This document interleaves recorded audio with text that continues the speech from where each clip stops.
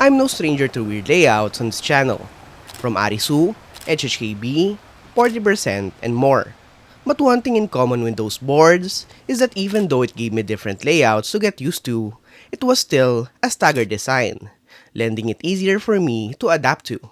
This board changes that with an ortholinear design. This is the Luma40 by Epomaker, and I painstakingly used it for 2 weeks to let you know my thoughts. Let's check it out. Disclaimers out of the way first. Epomaker has sent me this unit for review, but they have no say on the inputs I have for this keyboard. They are seeing this video the same time as you do. For context, I've had my fair share of using 40% before, trying out the ACR Top 40 by Akko and TH40 by Epomaker themselves this year. And one thing in common on all of those is that the time to adapt to it will take days, even weeks for me. So I'm curious to see how I'll get used to this new board.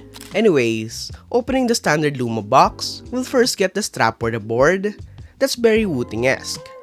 This is then followed by the quick start guide with multiple pages for different languages that will be very handy to use on this keyboard. Underneath that is the board itself, still wrapped in plastic that we'll take a look at later. And lastly, for this compartment, is a small card indicating the QR codes for the manual, JSON files, and more. On top, lips accessories, which include the keycap and switch puller combo, the Type-C to Type-A cable, the dongle for 2.4 GHz since this is a tri-mode board, and lastly, the extra Kailh low-profile switches. Finally, the board itself. I've got mine in its only colorway, which is in this silver aluminum case and transparent low-profile keycaps. First impressions, it feels quite light for an aluminum board. The Luma40 is a 40% ortholinear keyboard from Epomaker under the Luma line, which also includes the 84 I reviewed a while back. This is quite a diversion from that board since it not only has a compact 40% layout, but it's also ortholinear where the keys are arranged in a perfectly straight grid, with each key aligned both horizontally and vertically. This layout is quite a departure from the staggered standard as this moves the keys a bit, hurting your muscle memory. And in my time of use, I haven't had the flow of typing nailed down versus on normal staggered keyboards. I constantly find myself chimping in to see if I press the right button on the keyboard. And while I'm typing the script on Google Docs, autocorrect has been a lifesaver for me. We'll talk about that a bit more later. For now, let's talk about the physical features this board has. To the front, you'll see the aforementioned layout being bordered by a nice, accentuated aluminum frame. To the right, we could really see how thin it is compared to a full-height keyboard. Opposite of that is a compartment for the strap that's actually quite easy to assemble as they provide all the tools you need to affix this to the case. The strap itself is quite nice and there's no fray at all on the material. To the rear, we see the recessed Type-C port and aluminum switch for wired and wireless use, as this is a tri-mode board. To the back, we see the rubber feet and quite a nice Iron Man-like design in the middle, followed by the sticker with a model number. Online discussion suggests this design bears a strong resemblance to the Geo Nix Rev 2. Whether this is an intentional homage or a straight copy is unclear, but it's a factor worth considering if you're gonna buy this keyboard. Other than that, the board is quite a simple yet elegant design that adds a unique touch of the strap for added functionality. Weighing in at about 400 grams, it's quite a light and portable board to carry around. Even if the case is made of aluminum, in my time of testing this, I haven't seen any scuff marks, dents, or dings from the case. And there's no visible flexing from it at all, even when I try to. Overall, quite a great build quality for such a small board. Let's quickly talk about the PCB. It's hot swap and it's compatible with Kailh low profile switches. It's in the north-facing orientation, which is a non-issue on low-profile boards, and it's quite an RGB light show. This is a tri-mode PCB as mentioned earlier, and I've got no problems using it in wired or wireless on my PC and tablet. Powering it all is a 1450 mAh battery inside that supposedly will last 7 hours with full RGB on, and I find that's the case. If you want to squeeze in more, you can use it with RGB off, and you'll get an impressive 75 hours out of it. Not bad for a small battery. The most important part of this PCB is the customization, and with that, this PCB offers key mapping and more through VIA, using a JSON file from their website. It's quite an easy process connecting this up to the computer through VIA, but to be honest, I find the default layout more than adequate in daily use. Speaking of default layout, as you can see from this top-down view, the ortholinear layout has its ups and downs, but we'll tackle that step by step. On the left side, you'll see the modifier keys are now 1 unit long, and it starts off with the tab key, caps lock key, and shift key, hiding the escape key on a secondary function layer. On the bottom row, the FN modifier keys and tilde key is present with the standard bottom row keys. To the right of the 2U spacebar is the Alt key, question mark key, and arrow keys which they retain for this keyboard. On the right side of that, we see only the backspace, enter, and apostrophe key, whilst all the other keys are splattered all around with the arrow keys on the bottom. For a more clearer view, this is a standard layout that ships with the Luma40. The escape key and number row is in the home row position, whilst the other keys, even for the RGB, are also cramped in the secondary function layer. To be fair, it's a well thought out design for the most part, with room for more layers to your liking. Whether you'll get used to it is up to you, but in my week of testing, I got the handle of it.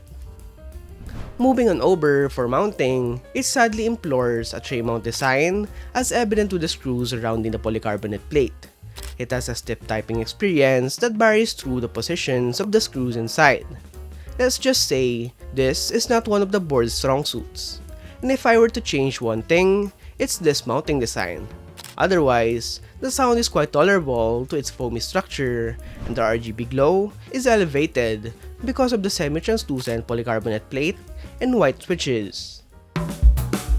Moving on over to the switches, this board uses Kailh profile switches in the white ring variant, which are set to be 45 gram linear switches that bottoms out on 55 grams. In actual use, I find it more similar to a ThinkPad keyboard than my Nufy Air 60B2. The switches feel smooth to type on with no scratches or wobbles to report. The weight might be too light to some, but I find it just the right pairing for the keycaps. Speaking of keycaps, the ones on here look quite great. It's in the lock profile, which I haven't tried before. It's basically a square and flat profile with an embossed cylinder for the keys. It's offered in this frosted translucent material, of which it's actually made out of polycarbonate. In use, I find it very comfortable to type on. The gap in which the embossed cylinders are formed is just perfect for my fingers. But I do have some concerns on the printed legends as this may wear off. It's only silkscreen printed, and with my experience with transparent keycaps, this will eventually scratch off, so take that factor in buying this keyboard. Overall, the included keycaps on this are quite nice, and it still makes it have a nice light show for display. Finally, to the all-important sound test. Again, this board only comes in this colorway with this set of keycaps and switches. So this sound test will be indicative of what you'll hear out of the box.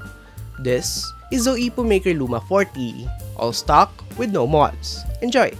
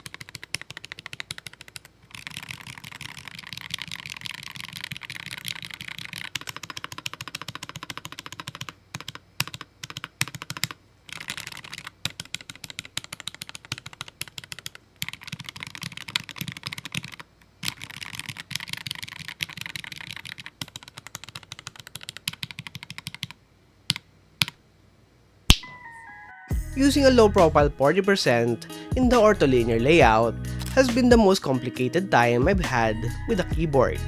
It's the most outlandish keyboard layout I've tried, but I somehow found peace with it. Getting used to the layout felt like a commitment I haven't done since adapting to the HHKB layout, but I've enjoyed my time using this. With that being said, my layout preferences are still with my Sangan boards, yet another obscure layout away from the masses. But that is just that. We all have our own preferences, and if this board aligns to you, and you've got about $100 to spend, I highly recommend this. It's not lacking in features, and it's built tough. If you want to rekindle your love for keyboards, or you're a diehard 40% enthusiast, then this comes highly recommended. How about you? What's your preferred layout? Let me know in the comment section down below. I'm John J. Bimeva, and I'll see you in the next video.